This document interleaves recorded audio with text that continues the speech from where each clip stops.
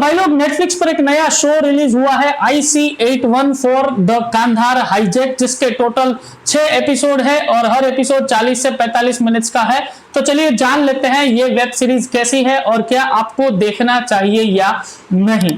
तो hello and welcome to my channel random Sumit, let's move it. दोस्तों, ये एक ट्रू इवेंट्स पर बेस्ड वेब सीरीज है जिसमें साल 1999 में एक फ्लाइट नेपाल के काठमांडू से दिल्ली जा रही थी और उस फ्लाइट को कुछ टेररिस्ट ने हाईजैक कर लिया। फिर फ्लाइट को वहां से पहले अमृतसर, फिर लाहौर, फिर दुबई और वहां से तालिबान के कांधार में लेकर गए। वहां पर फ्लाइट कम से कम 6 दिन तक रही थी। अब उस फ्लाइट के पैसेंजर को कौन कौन से ट्रॉमा से गुजरना पड़ा, टेररिस्ट ने फ्लाइट को हाईजैक क्यों किया, क्या डिमांड्स थी उनकी और कैसे उन्होंने इंडियन गवर्नमेंट को झुका दिया, ये सब जानने के लिए आपको ये वेब सीरीज देखनी पड़ेगी। दोस्तों, शुरुआत के 2 एपिसोड तक थोड़ा अपना फ्लो ये वेब सीरीज बनाती है, कैरेक्टर्स इंट्रोड्यूस करवाती है जिसमें IB, RAW, ISI, Indian media, Indian government के ऑफिशियल्स, सबका पॉइंट, सबका रोल दिखाती है। और तीसरे एपिसोड से शुरू होता है असली मजा और थ्रिल।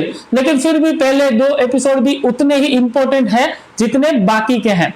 तो स्क्रीन प्ले वाइज आपको ये सीरीज पसंद आएगी जिसमें आप 1 सेकंड के लिए भी बोर नहीं होंगे और सीरीज में किसी एक बंदे पर पूरा फोकस नहीं है कि ये हीरो लीड रोल में है, ये मेन हीरो है, ये मेन हीरोइन है। सबको बराबर तरीके से स्क्रीन टाइम दिया है जिसमें बड़े बड़े एक्टर्स शामिल है जैसे कि पंकज कपूर, नसीरुद्दीन शाह, मनोज पावा, कुमुद मिश्रा, विजय वर्मा, दिया मिर्जा, ये सब आज की डेट के बेस्ट एक्टर्स हैं और इन सब ने सीरीज में अपना अपना काम बहुत अच्छे तरीके से निभाया है।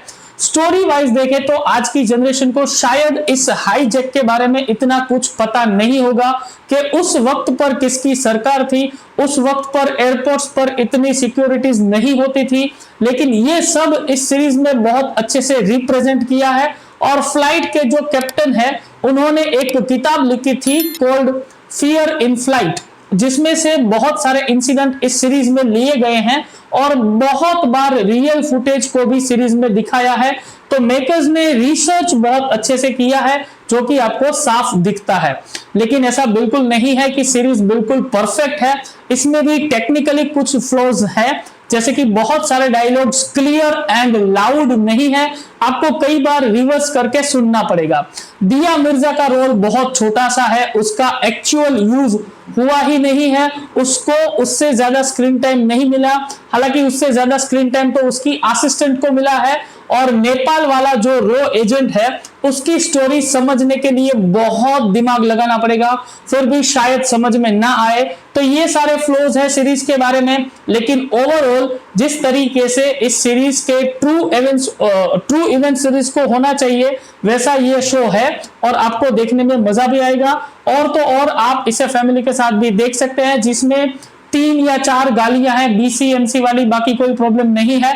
मुझे ये शो पर्सनली पसंद आया है और मैं इसे वीकेंड वॉच लिस्ट में जरूर रख सकता हूं। तो मैं इस सीरीज को रेट करूंगा 3.5 आउट ऑफ 5 स्टार। आपको ये सीरीज कैसी लगी कमेंट बॉक्स खुला है और दिल खोल के कमेंट करो। और वीडियो अच्छा लगा हो, रिव्यू पसंद आया हो तो प्लीज वीडियो को लाइक करें, शेयर करें, चैनल को सब्सक्राइब करें और बेल आइकन को ठोक दे। मिलते हैं अगली वीडियो में, तब तक के लिए गुड बाय।